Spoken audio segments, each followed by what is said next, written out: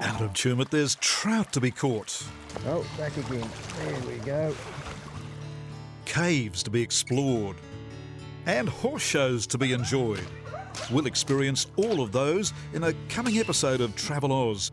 But right now, let's savour the magic moments we encountered on camera as the first snow of the season started to fall. Here's a part of Australia that time has passed by. Certainly nature hasn't, with these kangaroos in the snow. We're in the Kosciuszko National Park, the settlement of Grainger. We've driven an hour and a half south from Tumut up into the Kosciuszko National Park to get to Grainger. And sharing the first falls of snow with us is Harry Hill, a local historian and author. It's exhilarating, eh, Harry? Slightly. I didn't expect this, but it's the unexpected and it's happened and it's great. Well, you love this weather and you love this part of the world. Yes, I do. I came back to Tumut to live because I love this part of the park. There's nothing about the place that I don't like. Whatever you want, you can find it here. Solitude, snow on the trees. And you're telling me you can see so many season changes in just one day. Yes, I didn't expect this, and by next week we could be back to quite hot days. Then the week after that there'll be frost. It's the unexpected is one of the things that I like about the park, Kosciuszko National Park. That's a snow gum. Appropriate, it's in snow all over it now. Just pop in underneath and I'll give you a shower. All right, I'm going to have a snow gum. Yeah, a snow gum shower. How's that, eh? Yeah, no need for hot and cold showers up here. You can this is Grainger Homestead, built about 1900. In those days, this was a very big leasehold, maybe 30,000 acres, and. Chap owned this as his snow lease country, had another big property on the Murray River. Harry, not only the homestead, but we've got outbuildings all over. It had to be a self-contained community 100 years ago. Their access to towns was very limited, horse and cart, bullock wagon, and so you had everything up here. So these cottages were very much a part of life in the old days. Cottages, a bit flash, cottage, no, hut. Some of them are really old huts, just a single room that were a primitive type of shelter, but they're the ones that I'm more interested in. Not just the huts, it's the people who lived in the huts that you bring the huts alive, you bring the history of those early pioneers alive. Yes, you get a hint and you find someone, oh, I've got nothing I can tell you, oh, just let me have a little talk.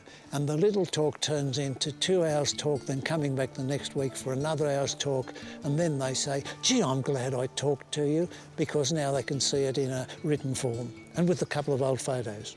To me, that's been an important part of the history of the huts and of the area, and I'm just pleased that they're being restored. The freshly fallen white snow is in stark contrast to the vivid red breast of the scarlet robin. Up in the snow gums, a lone kookaburra contemplates his new surroundings.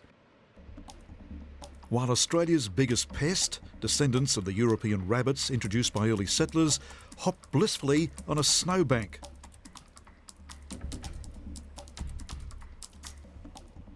But it's the big mobs of kangaroos that really fascinate us.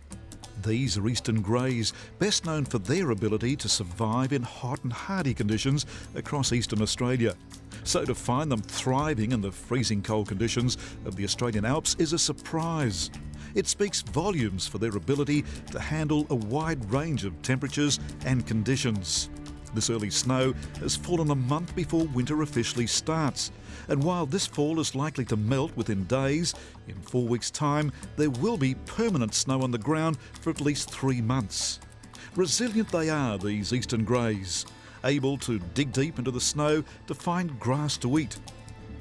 It's a marvel of adaptation, one that Harry Hill and I are fascinated by. You get some big mobs around the homestead here, Harry. Yes, they're all friendly. Now there's probably a dozen in this particular mob here. Yes. And if you look a little bit further afield, there are more down here. now the snow doesn't seem to deter them at all. No. They can still find plenty of feed under the snow, and they're in good condition.